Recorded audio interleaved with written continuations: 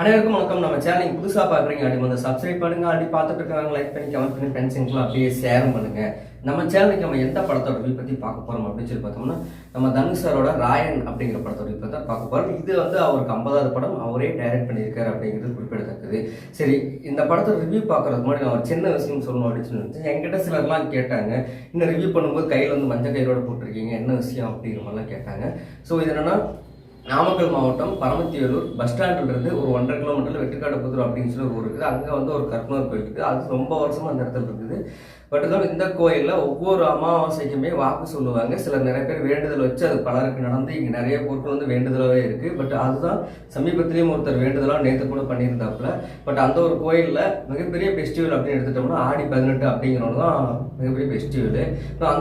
அந்த கோயிலில் அந்த ஒரு திருவிழாவுக்கு வந்து நிறைய கும்பல் வரும். பட் அதுக்காக நானும் ஒரு ஆடி 18 விரதம் இருக்கலாம் அப்படிங்கிறதுக்காக தான் கங்கணம் அப்படின்னு சொல்லி சொல்லுவாங்க. இதுக்கு இன்னொரு பேர் வந்து காப்பு கட்டுறது அப்படின்னு சொல்லுவாங்க. நானும் கட்டியிருக்கேன். கண்டிப்பாக உங்களுக்கு ஏதாவது நிறைய குறைகள் ஏதாச்சும் வேண்டுதல் இருந்துச்சுன்னா கண்டிப்பாக அந்த கோயிலுக்கு வாங்க. ஒரு 3 அமாவாசை தொடர்ச்சியாக வந்தீங்கன்னா கண்டிப்பாக உங்களுக்கு என்ன வேண்டுதலோ அது கண்டிப்பாக நடக்கும். சரி, நான் தனுஷோட ராயன் ரிவ்யூ வர்றேன். என்னடா படத்தை பற்றி பேசணும்னு சொல்லிட்டு ஏதாவது பேசிக்கிட்டு இருக்கேன் அப்படின்னு சொல்லி நினைப்பீங்க. பட் அதுக்காக தான் நானும் படத்தோட ரிவ்யூக்கில் வந்துடுறேன். ராயன் அப்படின்னு எடுத்துட்டோம்னா தனுஷ் சார் தான் டைரக்டர், ரமன் சார் தான் மியூசிக் பண்ணியிருக்காரு. சரி, ஓகே. இந்த படத்தோட டியூரேஷன் டைம் 2 மணி நேரம் 25 நிமிஷம் தான் படத்தோட டியூரேஷன் டைமே.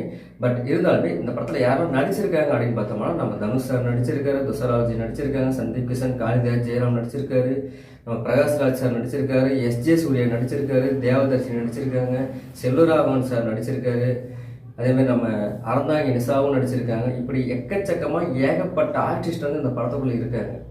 சொல்லிட்டே போகலாம். ஒரு 20 ஆர்டிஸ்ட்டுக்கு மேலே பெரிய ஆர்டிஸ்ட் இந்த படத்துக்குள்ள இருக்காங்க. சரி, ஓகே. இந்த படத்தோட கதை அப்படின்னு என்ன அப்படின்னு எடுத்துட்டோம்னா, இந்த படத்தோட கதை அப்படின்னு பார்த்துட்டோம்னா, சின்ன வயசுல தன்னோட அப்பா அம்மா விட்டுட்டு போயிடுறாங்க. தனுஷ் மற்றும் காளிதாஸ் ஜெயராம் மற்றும் சந்தீப் கிஷன், துஷாராஜன் இந்த 4 பேர் இருக்காங்க. பட் இருந்தாலுமே அங்கே ஒரு சின்ன தப்பு நடக்குது. அங்கே ஒருத்தர் கொண்டுட்டு குழந்தையா இருக்கும்போது இவங்க எல்லாம் கூட்டிட்டு வெளியே ஊருக்கு வந்துடுறாரு. குழப்ப தேடி வர்ற இடத்துல ஒரு குறிப்பிட்ட சில வருஷம் கழிச்சு பார்க்கும்போது சென்னையில் ஒரு நூடுல்ஸ் கடை போட்டிருக்காரு. அந்த நூடுல்ஸ் கடையை வச்சு தான் இவங்க எல்லாமே புடச்சிக்கிட்டு இருக்காங்க. பட் இருந்தாலும் கூட இவங்களுக்குள்ள வந்து ஒரு ஆக்ஷன் அப்படிங்கிற அளவுக்கு பெரிய ஒரு பின்னாடி ஒரு பேக்ரவுண்ட் இருக்குது. இருந்தாலுமே கூட இவர் அமைதியாக தான் இருக்காப்புல.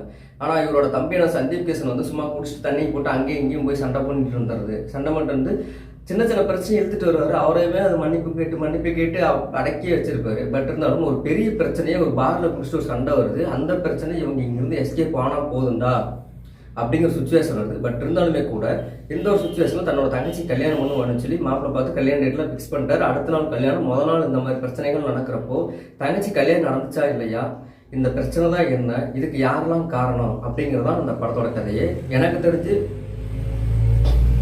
நடித்த ஒவ்வொரு கேரக்டர்ஸுமே படத்தில் வேற லெவல் அவங்களோட பர்ஃபார்மன்ஸை கொடுத்துருக்காங்க. ஏன்னா நீங்கள் படம் பார்த்தீங்கனாலே தெரியும். தனுஷ் சார்லாம் பார்த்தோம்னா ஒவ்வொரு படத்துலையும் எல்லாரும் சொல்லுவாங்க 4 கிலோ எறும்பு கதை அப்படிங்கிற மாதிரி ரொம்ப ஒல்லியாக இருக்கார் அப்படிங்கிறது வந்து ரொம்பவே கிட்டலாம் பேசியிருக்காங்க. பட் அப்படிப்பட்ட மனுஷை வந்து இன்னைக்கு பல அவார்டுகளை வாங்கிட்டு இருக்காரு. ஒரு நடிகராக, ஒரு பாடலாசிரியராக, ஒரு டைரக்டரா, ஒரு ப்ரொடியூசரா இந்த ஒரு ஸ்டேஜுக்கு வந்துட்டு இருக்கும்போது ஒரு 50வது படம் அப்படின்னு எடுக்கும்போது அந்த 50வது படம் ரசிகர்களுக்கு ட்ரீட்டாக இருக்கணும், அவங்களுக்கு எப்படி இருந்தால் பிடிக்கும் அப்படிங்கிறதுக்காகவே அவர் பண்ண படம் தான் அந்த ராயன். பட் இதில் வந்து ராயன் படத்தில் மியூசிக் மிகப்பெரிய பாசிட்டிவ்ங்க.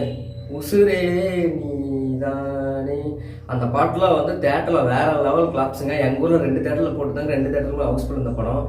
மியூசிக் படத்துக்கு என்ன தேவையோ கரெக்டாக கொடுத்துருந்தாரு. பாடல்களுமே நல்லா இருந்துச்சு. ரமன் சார் கண்டினியூஸாக இருந்துட்டு இருப்பார். தனுஷ் சார் அப்படின்னு முன்னாடியே சொல்லிட்டேன். எஸ்ஜே சூர்யா சார் அவரை வந்து இன்னுமே பயன்படுத்தியிருக்கணும் அப்படின்னு சொல்லி நினைக்கிறேன். ஏன்னா அவர் நிறைய படங்களை பார்த்துட்டு இந்த மார்க்காட்டுலாம் பார்த்துட்டு இப்படி ஒரு பர்ஃபார்மன்ஸ் சார் அப்படின்னு சொல்லும்போது இவருக்கு அதில் பெருசாக ஒரு ஸ்கோப் இல்லை. ஒரு சில சீன்ஸ் 2-3 சீன்ஸ் மட்டும்தான் பண்ணியிருக்கு. 2-3 சீன்ஸ் மட்டும் தான் அந்த ஒரு ஆக்டிங் கொடுத்துருக்காங்களே தவிர எஸ்ஜே சூர்யா சாரை இன்னுமே கொஞ்சம் நல்லா பயன்படுத்திருக்கலாமா அப்படின்னு தோணுச்சு. அப்புறம் தான் பாலமுரளி, சந்தீப் கிஷன் காதலே வராங்க. அவங்களுக்குன்னே ஒரு பாட்டு கொடுத்துட்டாங்க. ஏன்னா தனுஷ் சார் படத்தை லவ் சீன்லாம் நல்லா இருக்குமா அப்படிங்கிறதுக்காகவே இவங்களுக்கும் சந்தீப் கிஷன் ஒரு காதல் காட்சியை கொடுத்து ஒரு லவ் சீன்ஸுமே கொடுத்துட்டாங்க. அவங்களுமே கொடுத்த கேரக்டர் கரெக்டாக பண்ணியிருக்காங்க. பட் அந்த கேரக்டர் மாதிரியே நடிச்சிருக்காங்க. அதுவும் நீங்கள் படம் பார்த்தீங்கன்னா தெரியும். காளிதாஸ் ஜெயராம் ஒரு நல்ல ஆக்டர். பட் இருந்தாலும் 4 பேர் ஒரு குடும்பத்தில் இருந்தாலுமே தனுஷ்காருக்கும் நம்ம அவரோட தங்கையான துஷாராஜிக்கும் கொடுத்துருக்கிற இம்பார்ட்டன்ட் இவங்க 2 பேர்த்துக்கும் அந்தளவுக்கு ஒன்றும் இல்லை. அதுதான் மிகப்பெரிய விஷயம். அப்படிங்கிறத தாண்டி மல்டி ஸ்டார் படங்கள் இப்படி தான் இருக்குங்க அப்படிங்கிற சொல்லிடுறேன். ஏன்னா நான் சிங்கிள் ஷாட்டில் பேசுகிறேன், அதனால என்னடா விட்டு விட்டு பேசுகிறேன் அப்படிங்கிற சொல்லி நினைப்பீங்க. இன்னும் சொல்லப்போனால் இன்டர்வல் பிளாக்லாம் வேறு லெவல் இருந்துச்சுங்க. இதுதான் இன்டர்வல் அப்படின்னு தோன்ற அளவுக்கு எனக்கே இருந்துச்சு. நீங்கள் டைம் எடுத்துலாம் பாருங்கள். மீண்டும் அடுத்தது சந்திக்கும் மாதிரி அனைவரும் நன்றி.